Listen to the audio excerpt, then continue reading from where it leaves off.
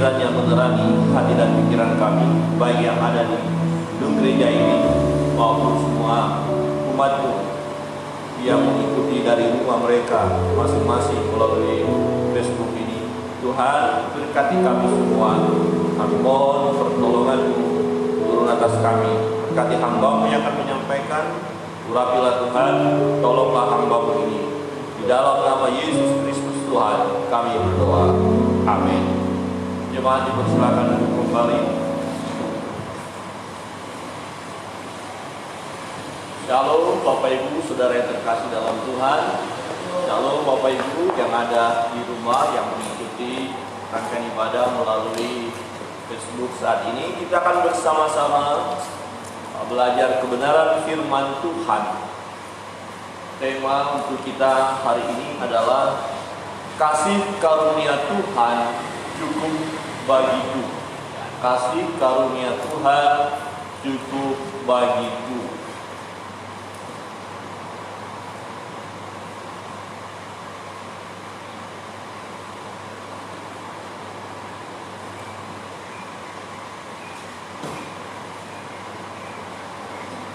Kita akan bersama-sama melihat firman Tuhan. Ya, Bapak Ibu Saudara yang terkasih dalam Tuhan, dalam 2 Korintus pasal 12 ayat 9. Kita bisa baca bersama-sama. Bapak Ibu bisa di rumah juga buka Alkitabnya. Kalau mungkin terlalu kecil melalui HP atau laptop, bisa buka Alkitab. Kita akan coba baca bersama-sama ayat ini. 1, 2, 3.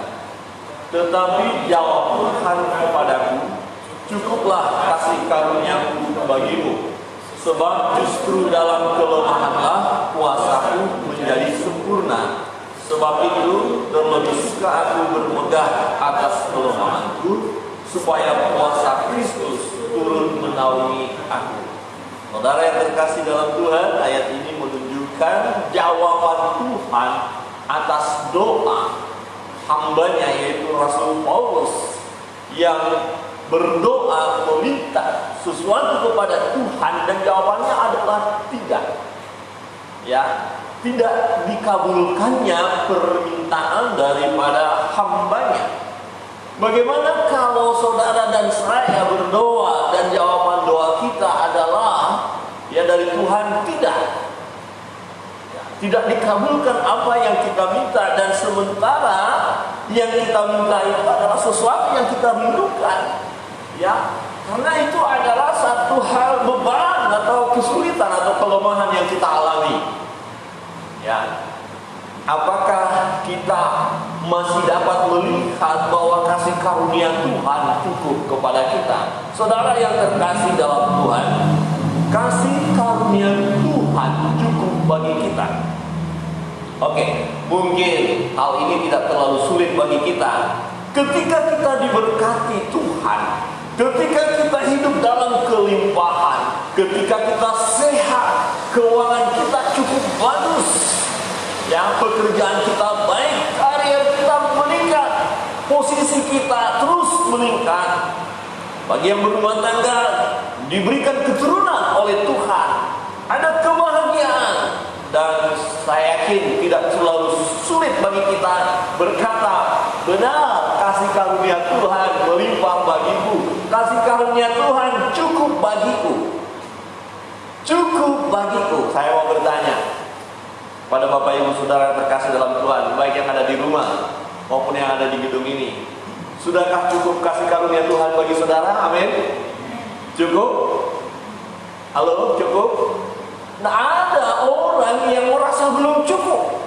Sudah diberkati, mau lagi diberkati, mau lagi diberkati, mau lagi, dan terus tidak puas-puasnya. Ya, sudah kaya tapi merasa belum kaya dan mencari terus supaya lebih kaya lagi, supaya hartanya banyak sehingga dia bisa berkata atau memposisikan dirinya tinggi dan melihat yang lain rendah. Ada orang yang merasa belum cukup kasih karunia Tuhan baginya.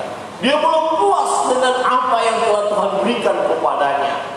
Ada orang yang merasa belum cukup. Saudara yang terkasih dalam Tuhan, kasih karunia Tuhan cukup bagi kita. Ketika kita dalam kondisi kekurangan, ketika saudara dalam kondisi sakit, ketika usaha saudara tidak berkembang, ketika saudara yang berumah tangga tidak memiliki keturunan, ketika saudara sedang dalam kesulitan, apakah saudara mampu melihat di situ pun ada kasih karunia Tuhan bagi saudara? Tentu ini tidak mudah, Bapak Ibu. Kadang-kadang ada orang yang merasa, Tuhan, Engkau tidak adil. Kenapa orang lain itu bahagia, semua diberkati, semua sehat, tetapi kenapa saya? Ekonomi sulit, pekerjaan sulit, ya, rumah tangga banyak bergumulan, kesehatan terus menurun, terus menurun. Kenapa orang lain mendapat mujizat dari Tuhan dan disembuhkan? Oh, saya tidak. Tampaknya Tuhan tidak adil.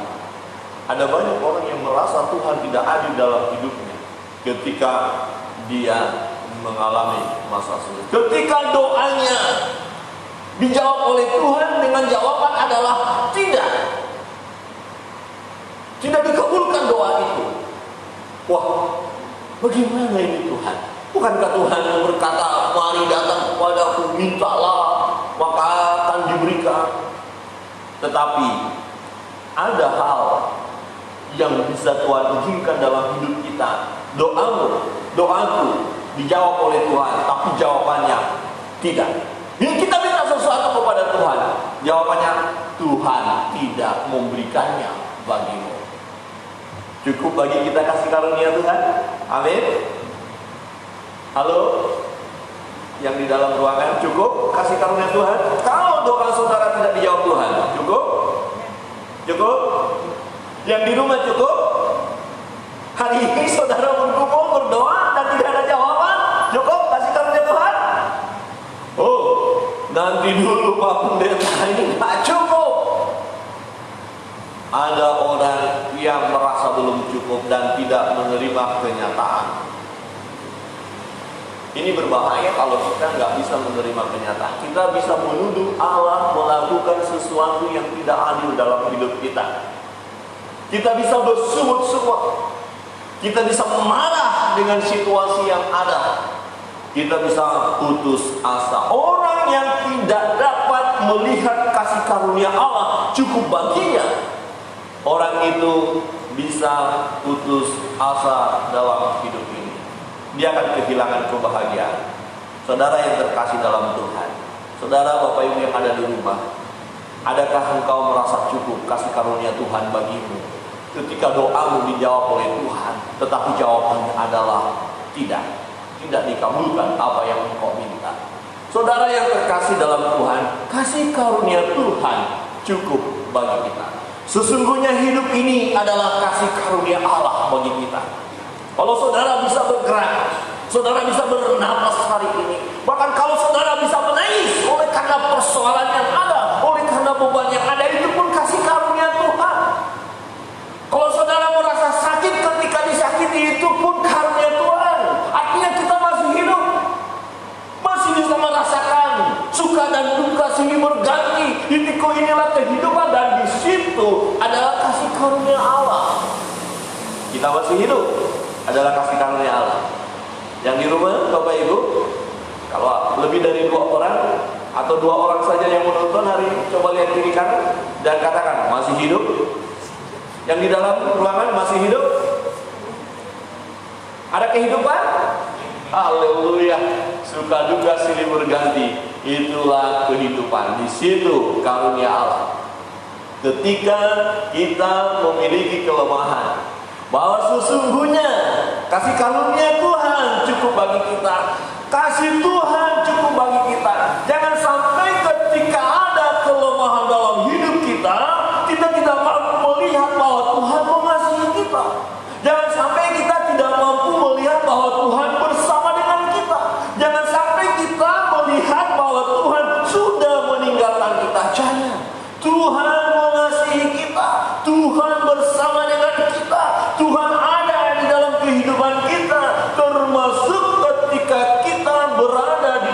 kelemahan kita. Mengapa kasih karunia Tuhan cukup bagi kita di dalam kelemahan kita? Rasul Paulus mengungkapkan satu rahasia besar ketika doanya dijawab oleh Tuhan, dan jawabannya adalah tidak dikabulkan apa yang dia minta kepada Tuhan. Yang pertama,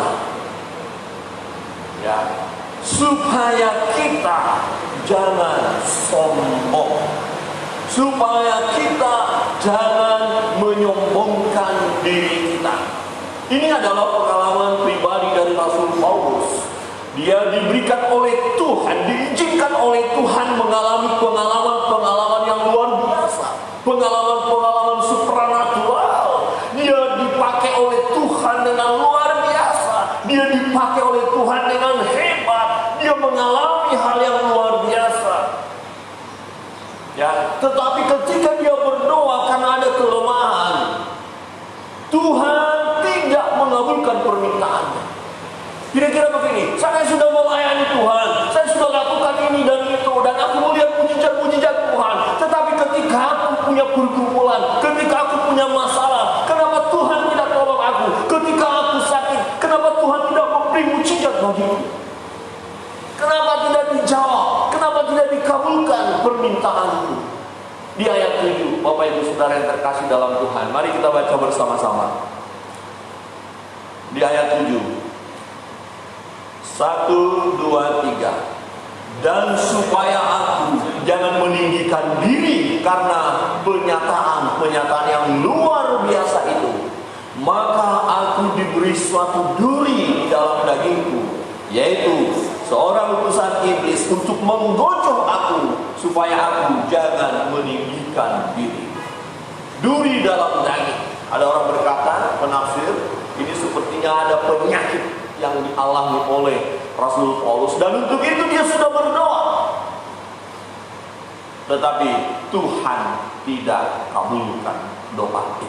Saudara yang terkasih dalam Tuhan, supaya aku jangan meninggikan diri, supaya aku jangan sombong. Hati-hati, hati-hati saudara yang terkasih dalam Tuhan.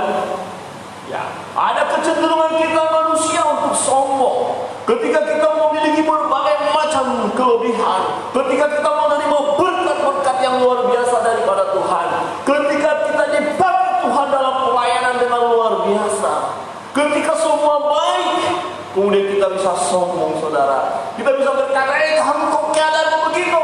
Tampaknya kamu tidak punya iman. Mulai kita menghakimi orang lain. Oh, kamu kok tidak sungguh-sungguh berdoa dong. Kita mulai sombong karena kita sehat, kita hebat, merasa hebat dan luar biasa. Hati-hati, ada kecenderungan kita untuk menjadi sombong. Kelebihan-kelebihan kita bisa membuat kita sombong di hadapan Tuhan, sombong di hadapan sesama.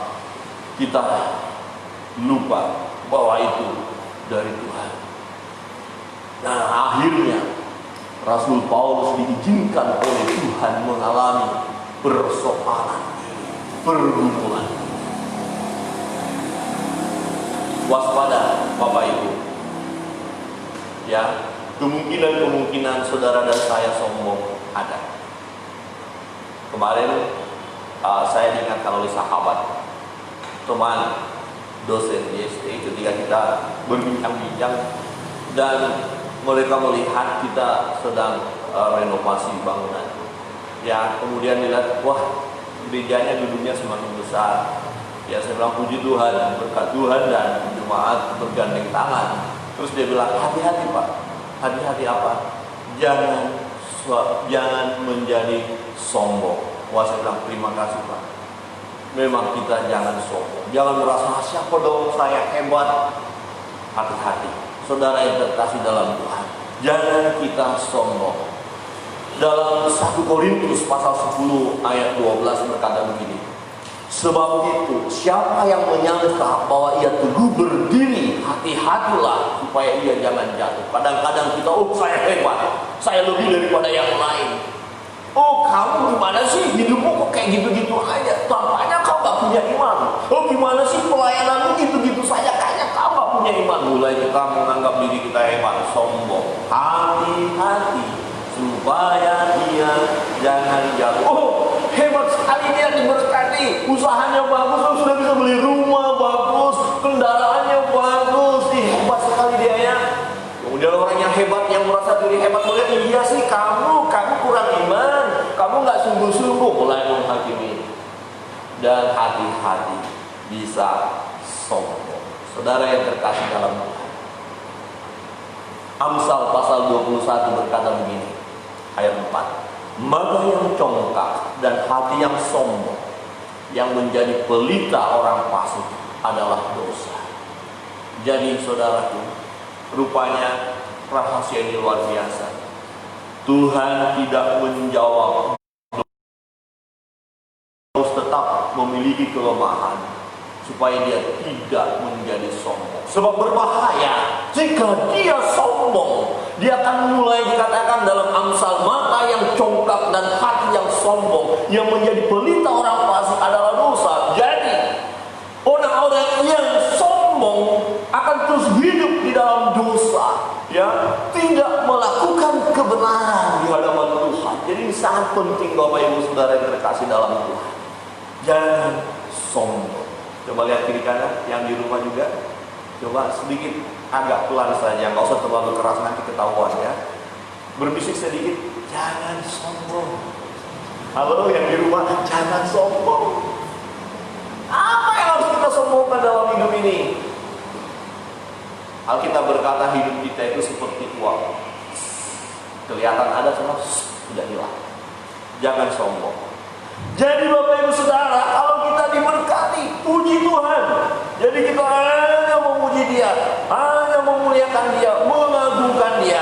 Saudara yang terkasih dalam Tuhan, Mazmur 131 sampai Mazmur berkata begini, ya, nyanyian ziarah daun, Tuhan, aku tidak tinggi hati dan tidak memandang dengan sombong. Aku tidak mengejar hal-hal yang terlalu besar atau hal-hal yang terlalu ajaib bagiku.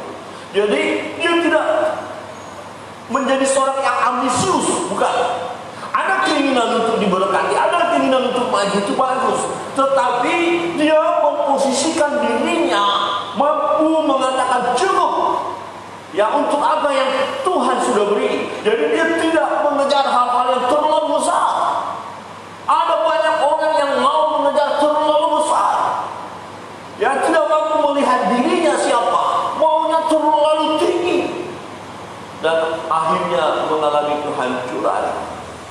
Daud berkata bahwa dia tidak mengejar hal-hal yang terlalu besar atau hal-hal yang terlalu ajaib bagiku, dikatakan.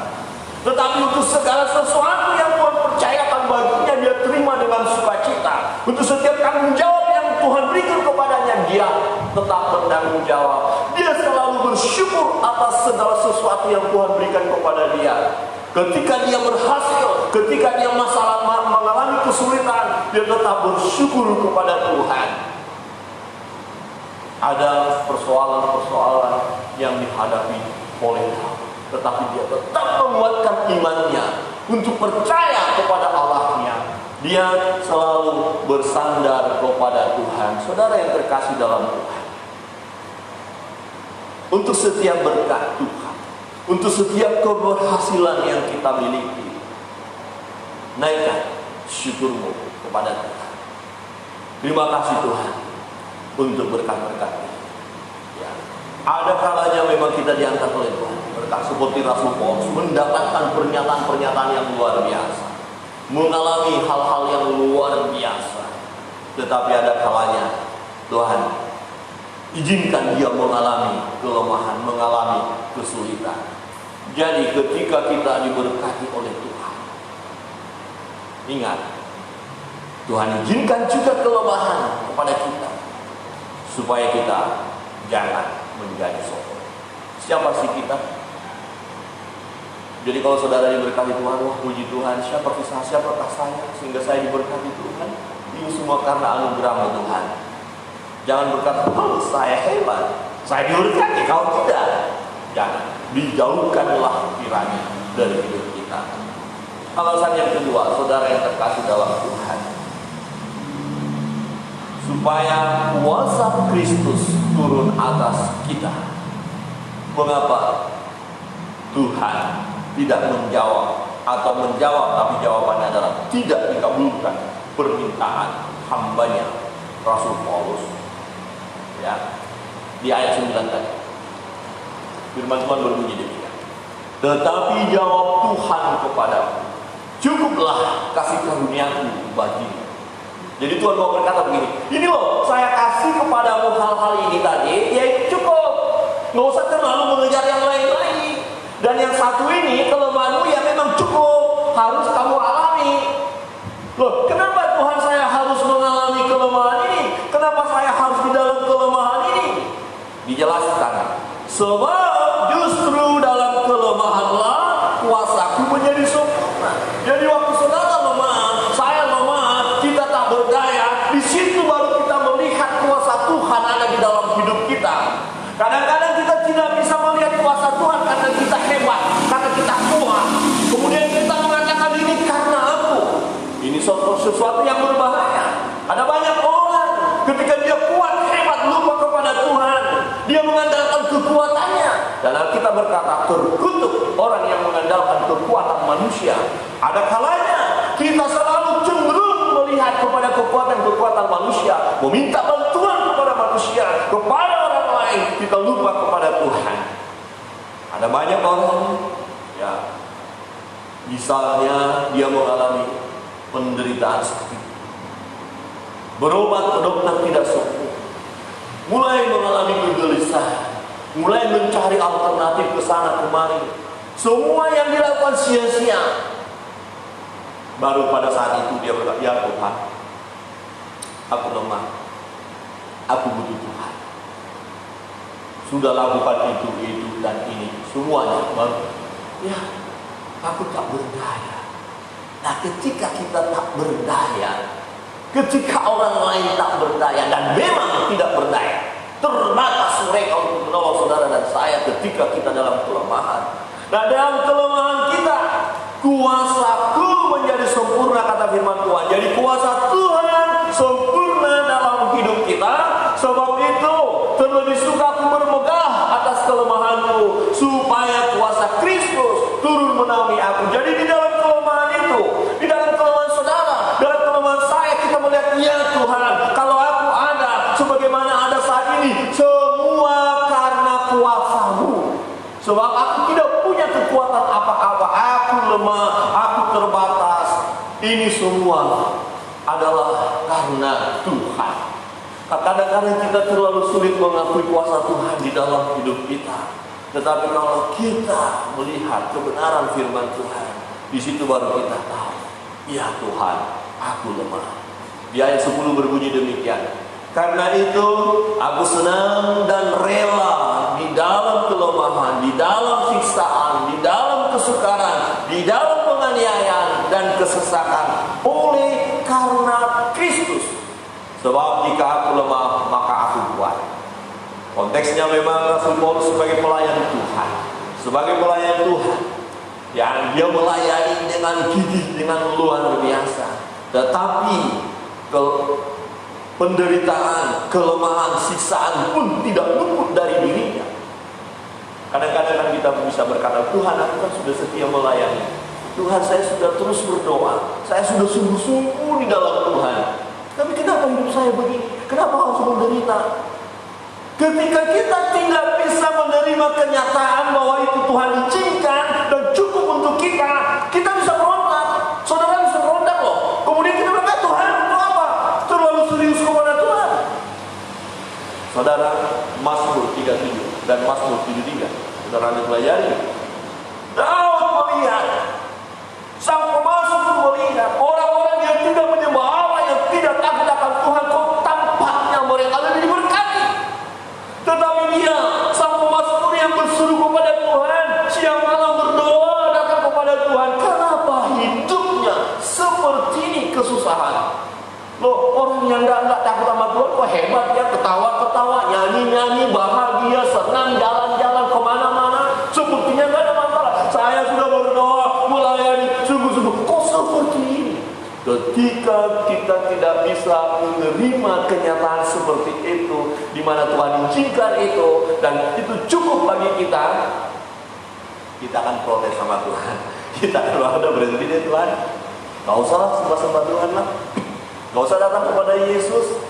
Kayaknya Yesus gak dengar doa kita deh.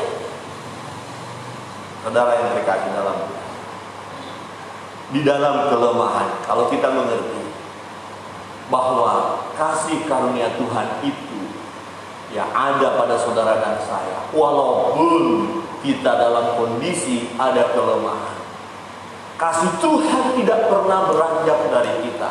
Kasih Tuhan tidak pernah terputus dari saudara dan saya, dan tidak ada kuasa apapun yang bisa memisahkan kita dari kasih Tuhan. Kasih Tuhan itu abadi bagi kita. Sebab dan saya, apapun situasi saudara, Bapak Ibu yang ada di rumah, mungkin engkau hari ini mengalami kelemahan yang luar biasa, kesusahan yang luar biasa, kasih Tuhan tidak terputus bagimu, bagi kita sekalian, juga yang ada dalam ruangan ini. Saudaraku yang terkasih dalam Tuhan, adakah kita mau berserah kepada Tuhan dan meyakininya bahwa sebab jika aku lemah maka aku kuat. Jadi akan ada kekuatan yang dari Tuhan bagi kita di dalam kelemahan kita ini. Saudara, kita penuh dengan kelemahan, ya, dan dengan kelemahan-kelemahan itu kita akan melihat kekuatan-kekuatan Tuhan.